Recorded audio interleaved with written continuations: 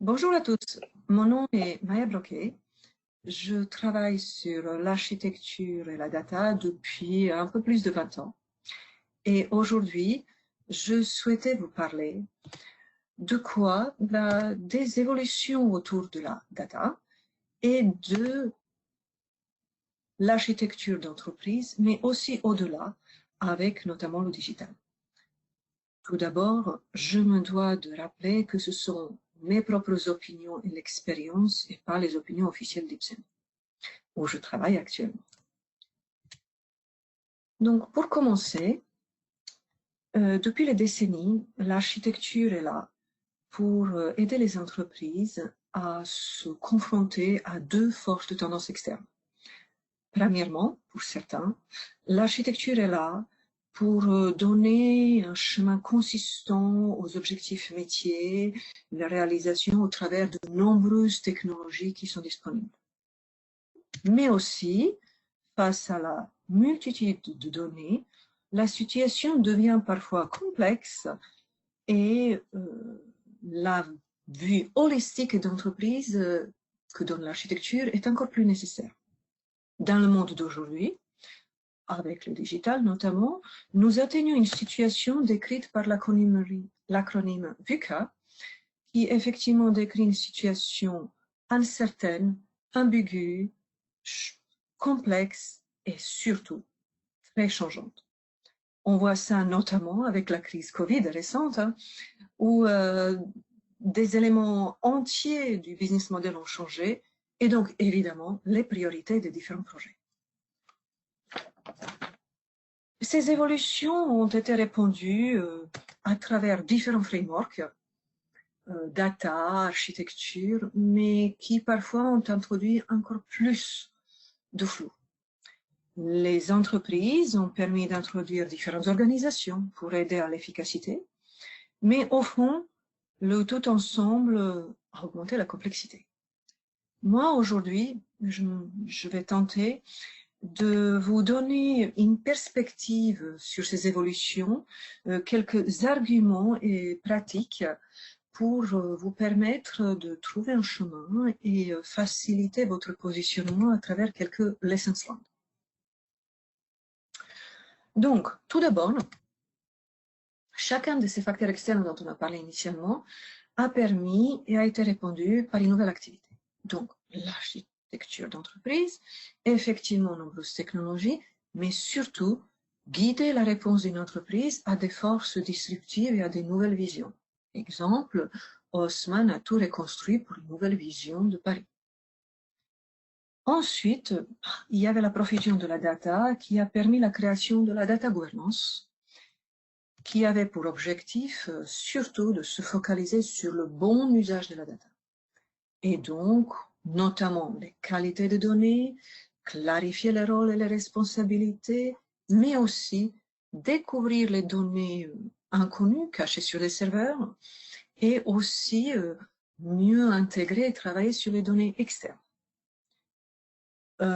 Ensuite, nous avons la transformation digitale où effectivement, dans ce contexte VUCA, toutes ces techniques permettent plus d'agilité pour apporter plus vite de la valeur au business.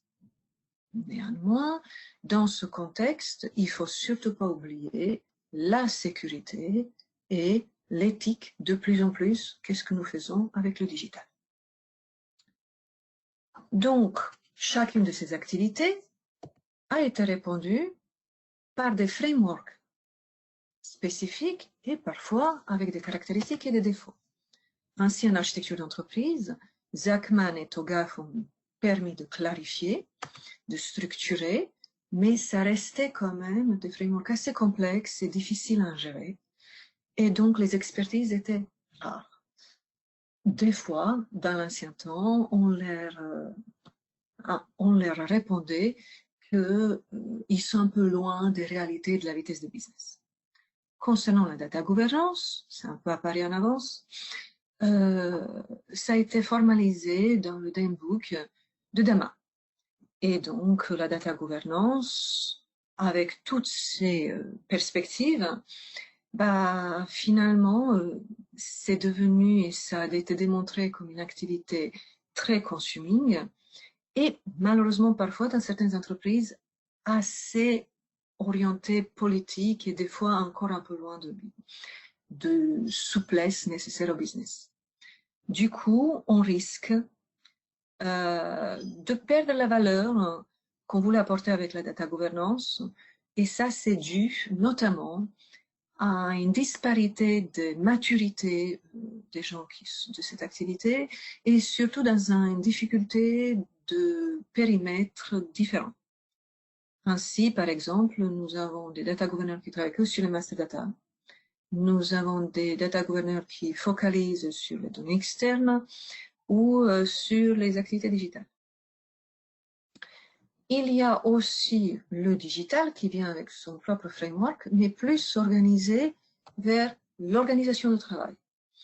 Et ce qui est très bien avec SAFE, ça, il est tout à fait adapté à gérer le chemin de la transformation dans des grandes entreprises et même pour les crises.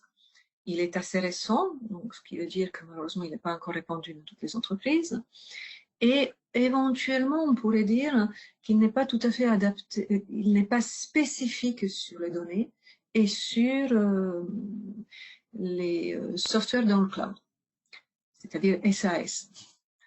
La très bonne nouvelle, c'est qu'il positionne effectivement l'architecture d'entreprise au tout début du processus de la transformation, lui permettant vraiment de piloter l'architecture. Donc, maintenant qu'on a vu tout ça d'un point de vue global, je voudrais souligner que ces activités, même si elles apparaissent assez distinctes, il ne faut pas les considérer d'une manière opposée. Moi, je considère que ce sont plutôt des évolutions d'une manière de monitorer les transformations nécessaires pour le business. Donc, pour vous montrer cette façon de penser, montrer les liens entre les différents sujets, je vous propose une frise historique. Donc, dans la frise historique, un des premiers marqueurs, c'est en 87, où Zachman a publié son framework, et depuis, on voit certaines entreprises maturer cette expertise et utiliser Zachman ou TOGAF pour leur montrer comment finalement ne pas se noyer dans l'ensemble des technologies et des évolutions. Néanmoins, on en a déjà parlé, des fois, construire toutes ces cartes, ça peut paraître un peu loin des réalités. Il y a d'autres entreprises qui, pendant que l'architecture maturait, essayaient de régler son problème de tour d'ivoire. D'autres entreprises, elles ont plutôt focalisé sur les problématiques data, parce qu'elles ont rencontré des vrais problèmes de qualité de données, et donc elles se sont inspirées. Elles se sont inspirées de, par exemple, techniques de data warehouse architecture, encore sur l'architecture, les techniques de modélisation de données, les techniques de modélisation de processus, et aussi des dimensions de qualité de données qui venaient de la recherche. Donc, en faisant tous ces activités, on commençait à avancer vers un premier feeling, comment on peut régler les problèmes de la donnée. Pendant ce temps-là et ces explorations, l'architecture dans certaines entreprises progressait vers plus d'agilité et plus de se rapprocher de la transformation business et de la gestion de ces transformations. Donc, comme des grands chantiers de construction. Néanmoins, ça restait un peu compliqué pour certaines entreprises. Donc, le nouvel événement, le second, c'est effectivement la naissance de Data Governance en 2009, où effectivement, ce qui était très très bien, c'est que c'était bien ancré dans le business. C'était bien spécifié et dans la majorité d'entreprises, c'est bien le cas aujourd'hui. Mais ça soulignait encore plus la rareté d'expertise. D'abord des gens ayant les compétences et ensuite capables d'appréhender une telle masse de travail et d'informations. Et aussi, comme je disais, il y a des entreprises où on trouve le défaut qu'on est un petit peu trop autocratique et on ne travaille que par les policies. Donc, voilà, quelle est la solution récente? La solution récente, la situation, pardon.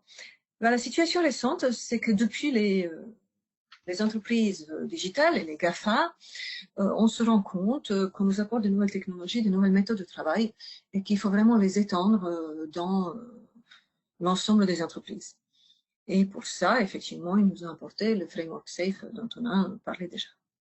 Du côté data, c'est pas si facile parce que effectivement, cette profusion de la data, il faut qu'elle soit abordée, mais le travail est encore plus grand parce que nous avons aussi la sécurité qui travaille de plus en plus sur la data et la GDPR qui a besoin d'une bonne connaissance de la data, sachant en plus, comme je vous disais, il y a des nouvelles régulations qui vont au-delà de la GDPR, qui vont venir de l'Europe et qui travaillent sur l'IA digne de confiance. Mais ça va impacter aussi toutes les statistiques. Donc, sachant que nous avons donc d'un côté le digital, de l'autre côté la profusion de la data avec l'éthique et la sécurité, qu'est-ce qu'on peut en conclure? On peut en conclure que finalement, il y a des choses très bien dans cette évolution. Il y a des éléments d'architecture qui ont été réutilisés. Il y a des éléments de la recherche et de la vie réelle qui ont été vus et traités.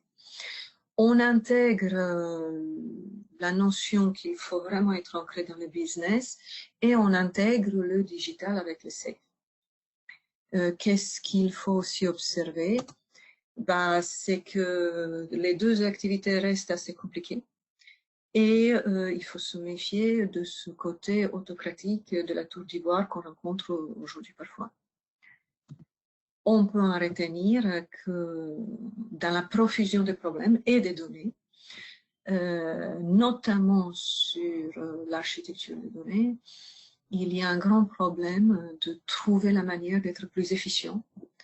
Et peut-être qu'une des solutions, c'est notamment à travers des centres d'expertise sur data excellence et démocratisation, mais ça ne règle pas le problème d'architecture. Donc pour cela, qu'est-ce qu'ont fait les différentes entreprises? Elles ont essayé de répondre à travers des organisations adaptées. Et donc avec les organisations adaptées, ce qu'ils ont essayé de faire, c'est de répondre à nouvelles activités, donc nouveaux départements. Et au-delà du département de l'informatique et de les différents business que nous connaissons, on a rajouté des fois des départements data et des fois les départements digitaux. Néanmoins, on sait bien que ça peut créer des recouvrements et que du coup, c'est pas forcément de la clarté et donc pas forcément de l'efficacité. Donc, pour un peu clarifier ce problème, je trouve, moi, c'est qu'aujourd'hui, on n'en a pas encore un setting organisationnel clair et partagé dans l'ensemble des entreprises, au moins ce qu'on peut dire. Et je voulais vous partager quelques-uns des settings les plus typiques que j'ai rencontrés, avec éventuellement des avantages ou des désavantages, sachant qu'au final, chacun est adapté parce que chaque entreprise peut avoir sa propre maturité sur certains sujets ou ses propres priorités dans son secteur d'activité. Donc, fréquemment, ce qu'on rencontre, c'est qu'une orientation data, elle commence avec soit avec un CIO très conscient de l'importance de la data, soit parfois ou simultanément avec un business qui est effectivement conscient de l'importance de la data. Donc dans le premier cas, et dans le deuxième cas, donc voilà à quoi ça peut ressembler. Et dans le premier cas, on voit qu'il y a une maîtrise d'œuvre de data et que de l'autre côté, il y a l'architecture d'entreprise. Ça peut poser des problèmes du fait qu'on n'est pas vraiment au clair qui est responsable des architectures data. Et donc, c'est quelque chose qu'il faut voir avec le collègue qui est sur la maîtrise d'œuvre data et bien clarifier. Parce qu'effectivement, la maîtrise d'œuvre data, elle n'a pas forcément l'ensemble des compétences d'architecture d'entreprise. D'autre part, ce qu'on peut aussi rétorquer parfois, c'est que, en fait, le business, il n'est pas très présent parce que là, on a deux points de vue sur la data qui sont très forts. Donc, quand on regarde la présence de business, s'il est que d'un côté de business, effectivement, quelqu'un peut rétorquer, vous n'avez pas la vue globale dans ce business, et donc vous ne pouvez pas parler pour les autres, même si on sait bien, nous, que la data, elle part d'un métier à l'autre et que forcément, on en a une vision. Donc, il y a eu plusieurs réponses, dont une est la création de la structure digitale, de manière séparée à l'informatique, avec une structure data gouvernance dedans. Du coup, ça crée un vague et un flou, et notamment, il n'est pas très clair quel est vraiment le scope de la data gouvernance et quel est le scope de l'architecture d'un point de vue holistique concernant les technologies et la data. Il y a des solutions qui se profilent, qui sont par exemple de créer 3 pôles équilibrés, plus ou moins, dans les entreprises, avec un CIO, un Chief Data Officer, un Chief Digital Officer. Sachant qu'il y a quand même encore quelques options sur le futur, pour le CIO et le digital, ça peut un peu bouger les responsabilités entre l'un et l'autre. Ça a des avantages, parce que pour une fois, on voit bien que la data, elle est bien au bon niveau, c'est-à-dire que l'entreprise, elle prend vraiment en compte la data et un Chief Data Officer, non pas uniquement caché dans le digital, mais aussi sur l'ensemble des fonctions. Néanmoins, ça a quand même 2 points de vigilance. Pour que ça fonctionne, il faudrait vraiment que ce soit bien partagé les responsabilités et qu'il y ait une certaine maturité, et notamment concernant les sujets techniques autour de, par exemple, qui porte le BI, qui porte la data science, qui porte les échanges de données. Donc, comme vous voyez, on n'y est pas encore. Il y a probablement d'autres options, mais ce n'est pas forcément l'endroit pour parler de la meilleure organisation. Finalement, ce n'est pas la seule chose qui évolue dans les meilleures pratiques. Ce qui évolue aussi, c'est nos livrables. Donc, concernant nos livrables qui évoluent, on avait les livrables classiques, mais rajouter le digital et la sécurité, ça évolue un petit peu. Donc, je vais en faire quelques rappels. Bien sûr, il y a les maps de données qui évoluent quand même parce qu'il faut y rajouter les dimensions de qualité de données, il faut y rajouter l'ownership sur les données. Et je ne l'ai pas mis là, mais effectivement, il y a aussi éventuellement des critères de sécurité, des critères de sécurité aussi, et de privacy, je voulais dire. Pour comprendre vraiment bien les flux et les échanges de données, il nous faut effectivement une modélisation de processus. Et au-delà, bien sûr, il faut créer un modèle et un vocabulaire détaillé des business objets. Donc, comme ça, on peut bien discuter avec le business, avec l'ensemble de ces éléments. Il y a aussi des livrables qui sont plus techniques, je n'en nomme que 3, comme par exemple les API, le modèle d'interface, les cartes de dissémination de données ou des flux entre applications, et évidemment le modèle interne à chaque système. Dans le nouveau monde, le digital et la sécurité rajoutent d'autres types de livrables. Aujourd'hui, il est difficile, avec l'ensemble des attaques sécurité qu'on avait, de ne pas parler de la classification des données d'un point de vue sécurité. Et de l'autre côté, le digital, sachant la complexité et les problèmes éthiques comme on a vu par exemple avec les crises Covid, qu'est-ce qu'on peut faire avec les statistiques des études cliniques, ou avec le Stop Covid. Il faut savoir exactement d'où provient chaque donnée dans nos calculs des traitements de données, et donc il faut avoir un moyen de tracer les traitements. Donc ça, c'était un petit rappel. Maintenant, on voit bien qu'il faut rajouter différentes perspectives, mais au-delà de ça, on voit bien que l'ensemble de personnes avec lesquelles on travaille doit évoluer du coup. Donc, et selon les entreprises, en plus, ça change.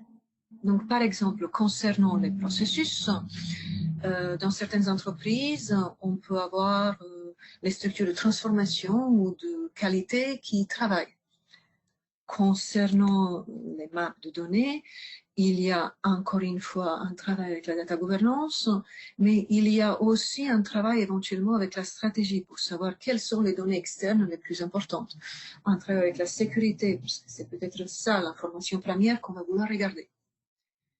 Concernant les API aussi, il y a des entreprises où c'est directement drivé par la stratégie et par la transformation et le digital.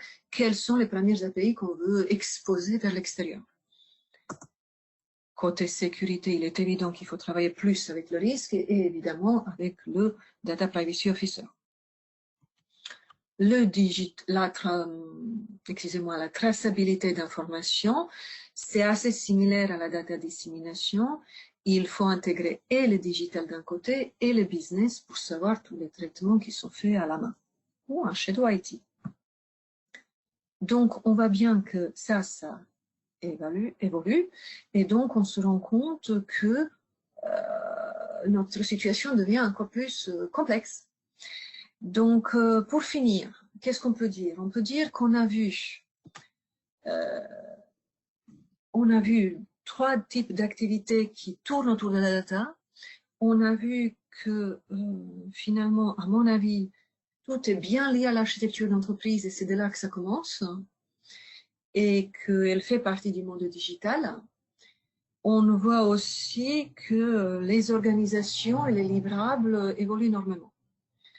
Donc, tout ça, vous le savez, mais ce que je voulais, c'est vraiment le mettre en perspective historique et rappeler que dans ce monde complexe, il faut pas oublier les différentes lessons learned et bien les souligner. Donc pour cela, moi je les consolide à travers 4 piliers qui ont tous apparu tout de suite. Donc les 4 piliers, c'est d'abord éviter les désavantages, les problèmes qu'on a vus dans le passé, bien faire attention qu'on est dans un nouveau monde et qu'il faut créer un nouveau global, adapter nos méthodes de travail au fait qu'on est dans un monde changeant et où tout bouge, les technologies mais aussi les organisations, et préparer notre avenir et commencer vraiment à entrer dans ce monde nouveau de l'intelligence artificielle et du digital. Donc, pour détailler, dans les désavantages, on les connaît. Il faut éviter, comme d'habitude, la tour d'ivoire. Il faut éviter les policies et les règles trop autocratiques. Concernant le nouveau global, bien sûr qu'il y a les data models et les processus et les data maps à continuer, mais il faut aussi se rapprocher de la sécurité, de la qualité, éventuellement de la stratégie et ne pas oublier la traçabilité de l'ensemble des traitements qu'on ne voyait pas tellement nécessairement dans le passé. Concernant les nouvelles méthodes de travail, on sait que dans l'architecture d'entreprise, il faut être très proche de business.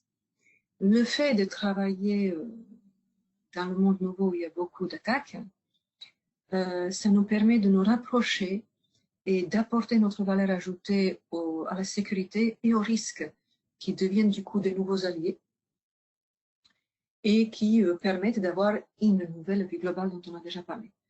Il faut aussi intégrer qu'il n'y a pas que des problèmes de fonction, il y a aussi des problèmes de qualité sur les données et que des fois, ça ne se voit pas du tout côté incident. Et que du coup, c'est des choses qu'on peut bien travailler avec data governance ou directement avec le business si la data governance n'est pas présente. Aussi, dans un monde mouvant d'organisation, il est tout à fait opportun de réfléchir à la création des task force où on peut inclure d'autres experts, n'importe où qu'ils soient, parce que comme les expertises sont très très rares, si on trouve quelqu'un qui est expert sur la data et qui est dans la qualité, qui ne fait pas partie de l'architecture, c'est quand même un très bon allié. Et du coup, il faut les intégrer pour avoir cette task force globale qui nous permet d'aborder tous les aspects. Comme je disais, il faut adapter les policies au niveau de la maturité d'entreprise, parce que si on amène trop de choses, on voit bien que l'humain a une capacité de changement quand même un peu limitée. On ne peut pas ingérer tous les changements d'un coup. Donc, il faut y aller petit à petit.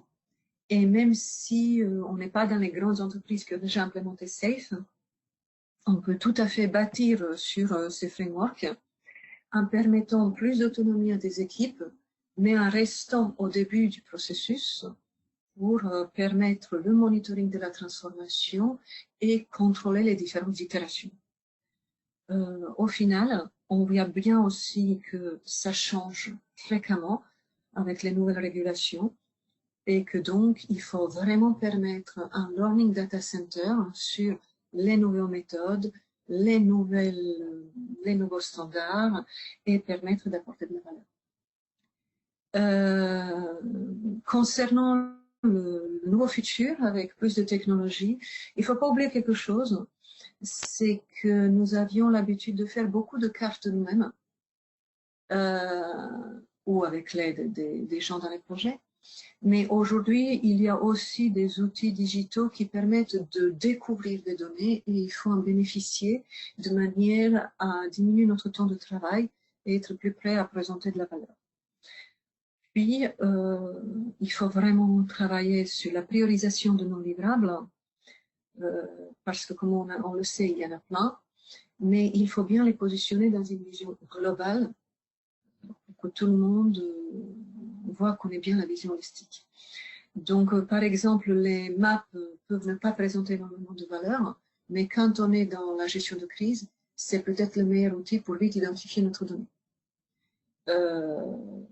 Il faut travailler vraiment sur la classification de sécurité, mais pareil, en l'adaptant, parce qu'ils auront une vision différente de notre business modèle des objets, qui lui risque d'être très granulaire. Et il faut aussi assister les API, parce que même si notre modèle de données n'est pas parfait, les API permettent rapidement de créer de l'agilité et donc il faut vraiment y travailler. Pareil, la data science, si elle existe déjà dans vos entreprises, il faut vraiment aider à optimiser leur travail en améliorant la qualité de données dès le début. Sinon, nous avons les data scientists qui perdent 80% de leur temps dans le nettoyage des données. Et pour finir, préparer le nouveau normal avec les nouvelles régulations sur l'éthique pour s'assurer que tous les traitements des data soient bien traçables, pas seulement au sens algorithmique, mais aussi pour savoir est-ce que les sources sont bien sécures et est-ce que les données sont de bonne qualité et est-ce que c'est un partenaire en qui nous avons confiance. Donc voilà, j'espère que cette perspective historique vous a clarifié les différences et les similitudes entre les approches et comment on peut profiter des trois approches pour vraiment créer le bon positionnement de la data et de l'architecture dans nos entreprises. S'il y a des questions, je suis tout à fait oui à essayer de vous répondre.